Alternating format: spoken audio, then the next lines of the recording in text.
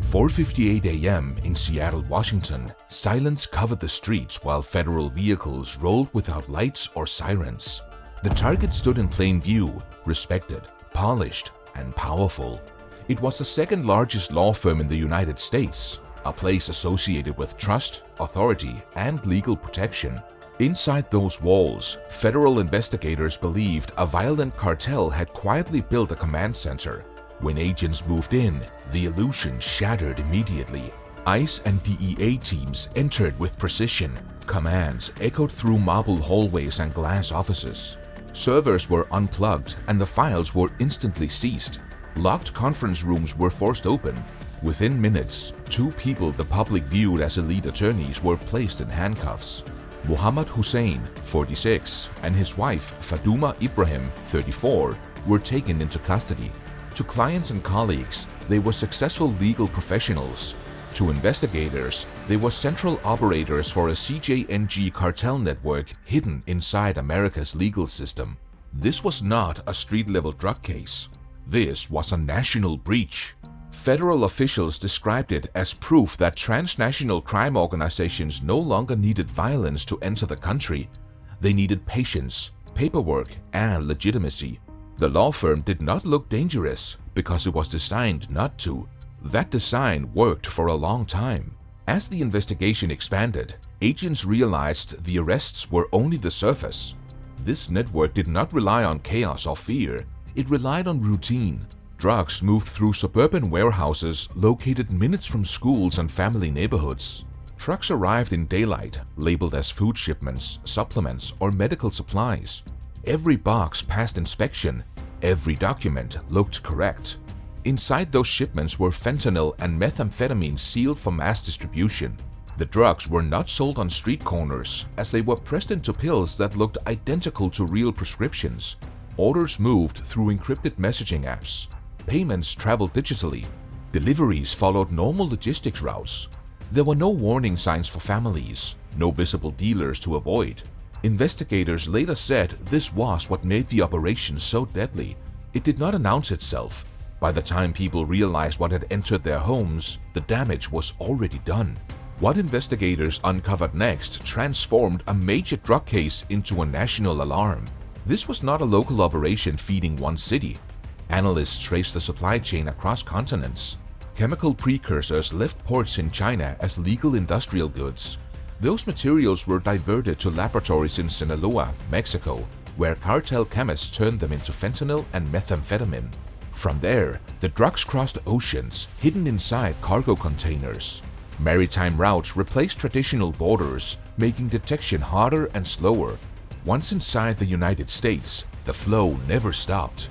Shipments moved east, then north, feeding distribution hubs before reaching Seattle. Hussein's network acted as a domestic control point. Every shipment was timed. Every route had backups. Losses were calculated and accepted as part of the business. Investigators described it as a system built for death, engineered to scale and survive arrests. The human cost told the real story. In 2025 alone, Washington state recorded 3,588 overdose deaths. 76% involved fentanyl.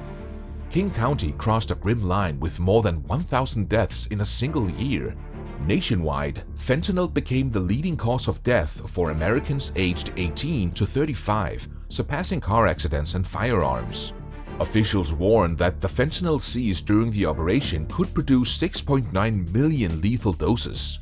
That amount could erase entire cities multiple times over.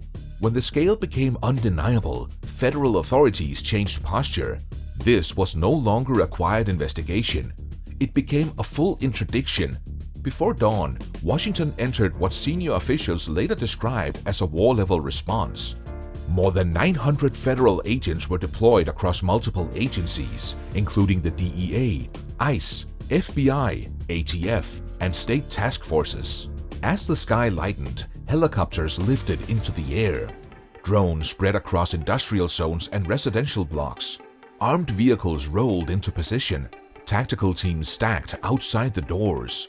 Hazmat units waited, prepared for toxic exposure from fentanyl residue. At precisely coordinated moments, doors were breached across dozens of locations. In warehouses, agents forced open reinforced locks as suspects tried to flee or destroy evidence. Some ran toward loading bays before canine units and drones cut off escape. Others smashed phones and hard drives before teams secured the rooms. Violence was avoided through speed, not luck. Loaded weapons and explosive materials were recovered, showing how close the operation came to turning deadly. Near the ports, hazmat teams opened containers under strict controls and found fentanyl and methamphetamine sealed to avoid detection. Agents worked in protective gear as teams rotated for 48 hours, executing warrants and moving detainees. By the end, thousands of pounds of drugs were seized, assets were frozen, and analysts confirmed the CJNG's East Coast supply chain was crippled, likely preventing thousands of overdose deaths and shattering the cartel's illusion of invisibility. If this moment matters to you and you want more investigations like this to reach the public, take a second to like the video and subscribe, because awareness is now part of defense. When the raids ended, investigators realized the damage did not disappear with arrests. What they uncovered was not just a drug network, but a system that quietly reshaped trust, commerce, and community safety. Financial teams traced money through cryptocurrency wallets, shell companies, and legal trusts that appeared clean and ordinary. Accounts opened and closed under different names, and transfers were broken into small amounts to avoid detection. This was not careless laundering. It was designed to look legal and uninteresting. At the core of the operation was the abuse of legitimacy. Contracts, leases, and filings acted as shields. Warehouses were rented normally, documents were properly stamped, and inspections raised no alarms. The cartel did not break the system. It used the system exactly as it was built, but for criminal purposes. The impact on communities was severe. Overdose calls rose quietly in neighborhoods tied to distribution routes. Paramedics returned to the same homes. Hospitals treated patients who believed they were taking real prescriptions. Families described sudden loss with no warning. Schools were affected as well, with pills spreading through casual sharing rather than street sales. One tablet was often enough. Law enforcement leaders acknowledged the deeper cost. Public trust eroded as people asked how this could happen unnoticed. The answer was simple and disturbing. The network relied on normal routines and professional appearances. It succeeded because it did not look criminal. Internal reviews followed, procedures tightened, and oversight expanded. But officials warned that patient and disciplined networks would try again. The Seattle case was not an ending. It was a warning. The emotional toll was heavy. First responders described exhaustion from saving the same lives repeatedly. Doctors reported families shattered overnight. Older Americans felt the impact differently, but just as deeply. Many were raising grandchildren or caring for adult children. Communities once defined by stability felt anxious. People became cautious of packages, deliveries, and sudden changes in behavior. This sense of safety that defined everyday life began to erode. Faith leaders, school administrators, and community groups stepped in. Meetings focused on grief and fear, not statistics. Federal officials stressed a sobering reality. This crisis did not target one group. It crossed age, income, and background. The cartel did not discriminate. It exploited an opportunity. Traditional crime prevention was not enough because there was no obvious signs to avoid. Danger moved through familiar channels and trusted systems. As briefings reached Washington, one conclusion was clear. This case marked a new phase of the drug war. The threat was no longer at the border. It had already crossed and learned how to operate inside American systems. Thousands of shipments were disrupted and lives were likely saved, but no one believed the danger was over. Cartels adapt quickly when routes fail. The Seattle case exposed an uncomfortable truth. Open societies rely on trust, and when that trust goes unchecked, it becomes a weakness. This network survived because it looked legitimate and familiar. It relied on comfort, not fear. The operation proved that coordination works.